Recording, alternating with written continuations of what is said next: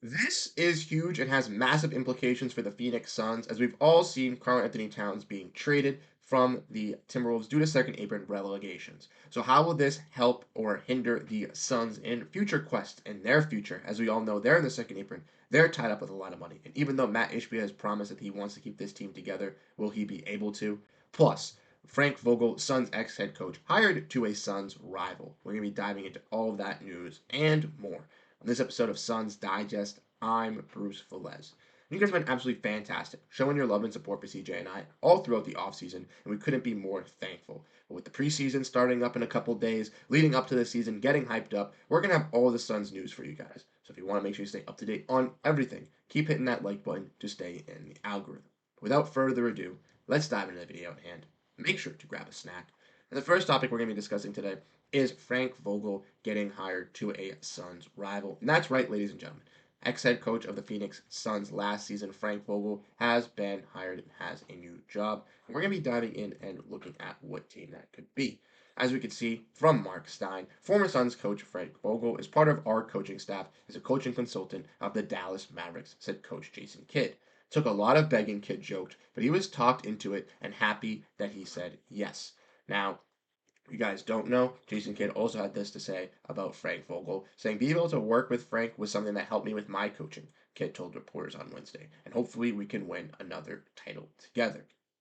As we all know, Frank Vogel, head coach of the Suns last year, pretty good defensive head coach. Couldn't really work with the offensive big three. That's why he was let go, and Budenholzer was brought in to kind of work with that offense and kind of seemingly fix those issues with this revamped roster. Even though I don't think it's partially Frank Vogel's fault, some of the blame could be thrown on Frank Vogel. Now, Vogel joining this Maverick squad, a Suns rival where they've gone back and forth the last couple years, is interesting because the Mavericks in the playoffs lacked on that defensive side. Vogel, primarily being a defensive head coach, can maybe teach some of those qualities and bring some of that out of in Jason Kidd's defense. Also, Jason Kidd had that quote where he said that him and Frank Vogel worked together. Frank Vogel taught him a lot in coaching. That's because Jason Kidd was on Frank Vogel's coaching staff when the Lakers won in the bubble, when Frank Vogel was the head coach of that team. Jason Kidd was on that coaching staff, and then he eventually got the job for the Dallas Mavericks, excuse me.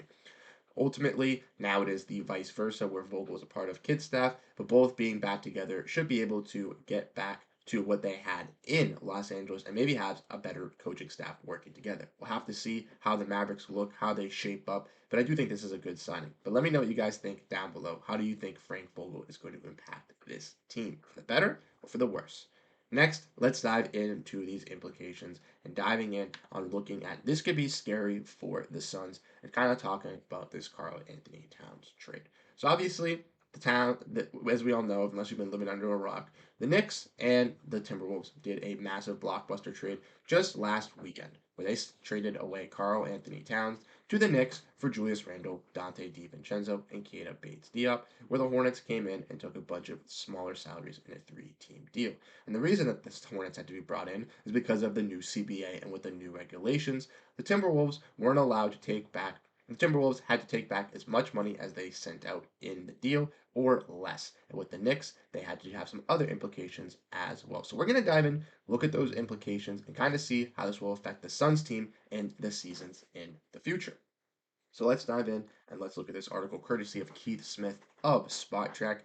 Guys, if you guys do any trade finders, if you guys are big salary cap people, if you guys just want to look at contracts, look at how the team is structured, please use Spot Track as a source, as a website. Keith Smith is a fantastic contributor for it, but the website in general is just absolutely great. I use it for most of my NBA stuff, and I might be plugging them here, but I definitely want to give them the respect because Keith did this article absolutely fantastic breaking it down, and he just does a great job. So let's kind of look into these qualifications here, like I was saying.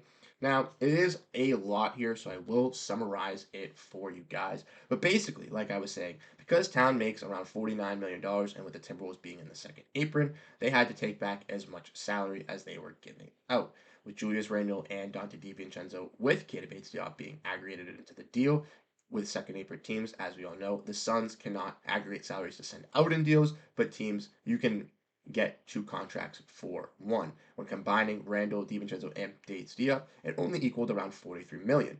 The Knicks were then left with $6 million shy of the target mark, and this is where New York went to work. looking at players that they had bird rights on and deals with, they went and grabbed some guys that they had that signed overseas contracts. Players like Daquan Jeffries, Dwayne Washington Jr., Charlie Brown Jr., and they added them to get to that $6 billion mark. Now, the Hornets get interesting when they get into this because the Hornets basically get in this because they have to help out. Like we said, this trade financially was not possible, and those three contracts weren't able to be sent to the Timberwolves. Therefore, they had to go to another team where the Hornets come in and basically get second round picks for taking on these contracts and ultimately getting to sign and waive them in the future for those players who go back to their respective Europe clubs. They're obviously not coming over to play in the NBA. They're just obviously just namesakes are being traded and they're still going to play overseas. So the Hornets then just take on those contracts, will eventually waive these guys and get some second round picks for the future. So, like I said, this kind of is how these trades are going to have to go down and how we'll see the future of trading working within the NBA. So, you might be asking, Bruce, how does this affect the Suns? Why are we breaking this down? Well, as we all know, this Suns roster is very, very expensive and is in the second apron. Now, Matt Ishbia has spoken, has prophesied, has stated multiple times. Big Three is here to win. We're keeping the Big Three. We believe in the Big Three. This is our future. This is our goal. This is our moment. We're going to win with this squad. And I believe it. I think that you have to put all the eggs in the basket and go for it. Specifically, when you have this type of roster, now that you have Mike Budenholzer, a coach that you feel is going to work with your offense and make your team even better, you went and plugged in all the holes that you were missing last season, going out and getting players like Tyus Jones, going out and getting players hit the wrong button.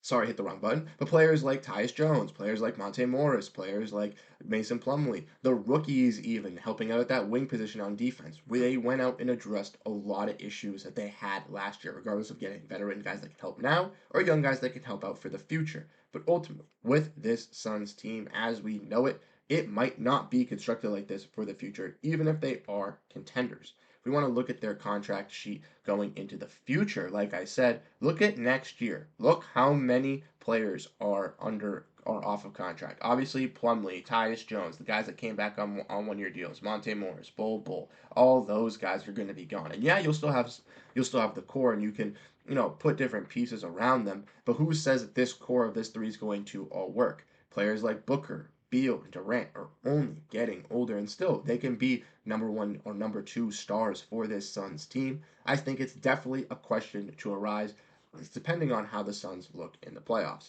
If the Suns come out in the playoffs or in the regular season, they're a top tier team, make the Western Conference Finals, and look like a solid contender, then you keep it and you run it back and you have no issues. But if the Suns have another disappointing season like this one, where they're a first round exit, possibly even swept, maybe even embarrassed in the second round, it definitely comes that time where you have to ask the question, do we keep this big three? And if we don't, who is going to be moved? Because, like I said, when looking at this team and kind of diving into it, players like Tyus Jones are looking to get more solidified deals in the future.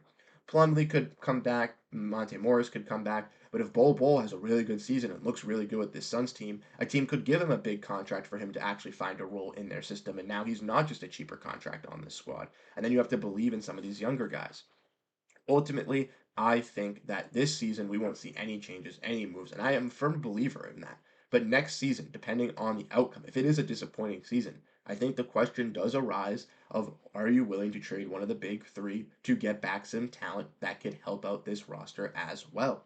Now, when you think about that question, it is a little bit hard because you'd have to ultimately decide who would be getting moved. Personally, I don't think Booker is even in the question mark for getting moved, regardless of him being in the rumors with Durant being one of the newcomers in and being probably one of the most valuable players on this team as well as one of the stars. He could be a guy maybe thrown to the Thunder back for a reunion or possibly thrown to the Rockets as we know they have the Suns picks. If the Suns want to get some of those picks, maybe get some young talent, whether it be Alprin Sengun, whether it be Jalen Green, whether it be Cam Whitmore, Tari Eason, Jabari Smith, they could find some young talent, Amon Thompson, to bring into this organization and help out with keeping players like Booker still afloat and contending, but still having a younger youth movement to also believe in once Booker is that veteran.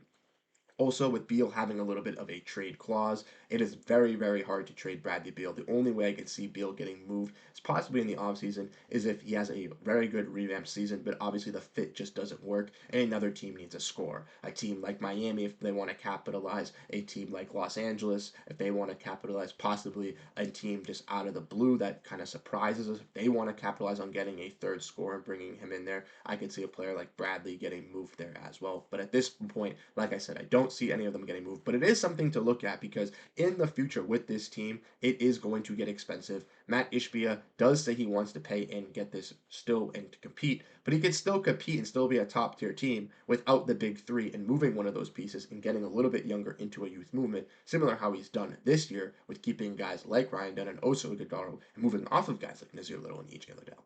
It's just a discussion and just a little bit of a breakdown. Let me know what you guys think down below in the comment section. How do you guys feel about this? What are your guys' thoughts and feelings? Do you guys think this big three is going to be here for 2 to 3 years in the future? Do you think Matt Ishbia is going to just keep paying? Or do you think after this season or next season, it's definitely some writing on the wall for one of the stars? Let me know what you guys think in the comment section. Like I said, I love reading all your comments, love breaking everything down. You guys are absolutely fantastic.